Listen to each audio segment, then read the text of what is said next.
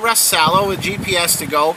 Today what we're going to do is I'm going to talk to you about our relocation cable and show you what it is, how it works, the difference between that and one of our heavy cables, and why it's been used with different vehicles.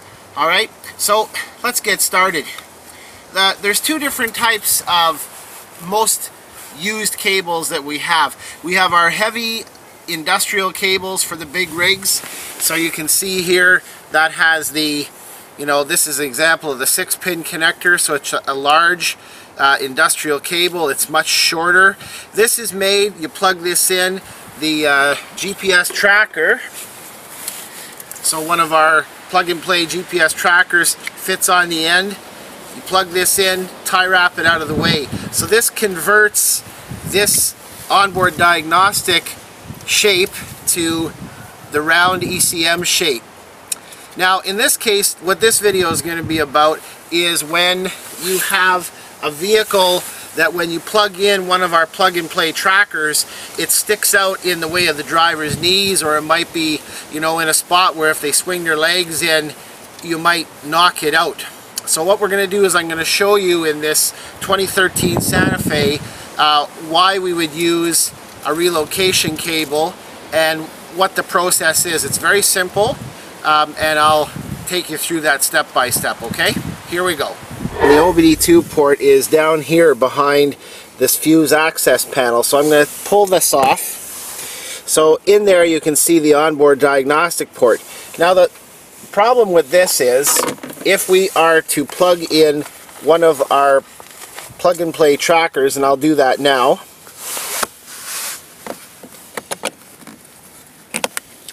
Okay, so it plugs in just that easy. Now the problem is, if we want to put the fuse panel access door back on, the unit sticks out in the way and you can't fit that in there. So the way we get around that is we put together the unit on the end of one of our relocation cables, or we also call it an install pack. So I'll show you how that works right now. There's our onboard diagnostic port there. Now in this case, this one is kind of in the way of the gas pedal. When we look at the device, and then below it is the gas pedal, so this is probably going to be in the way of the driver's swinging their legs, so we're going to relocate this one with a relocation cable. Okay, so your relocation cable, it's a good lengthy cable that allows you to plug in your device and to, move it as needed. Most times what ends up happening when we do this is we will plug the device in, and then I'm going to plug the low profile end. And this, that's why that's there, so it's only a low profile end sticking out. The low profile end gets plugged onto the port, and we end up usually, when we do this most times, is we will wrap the cable, and then we're going to tie wrap the cable and use some black electrical tape to shorten this, and then tie wrap the entire thing inside the dash so that we don't have all the wires all over the place. So it's a pretty straightforward idea, so I'm going to move in and do that kind of thing for you now.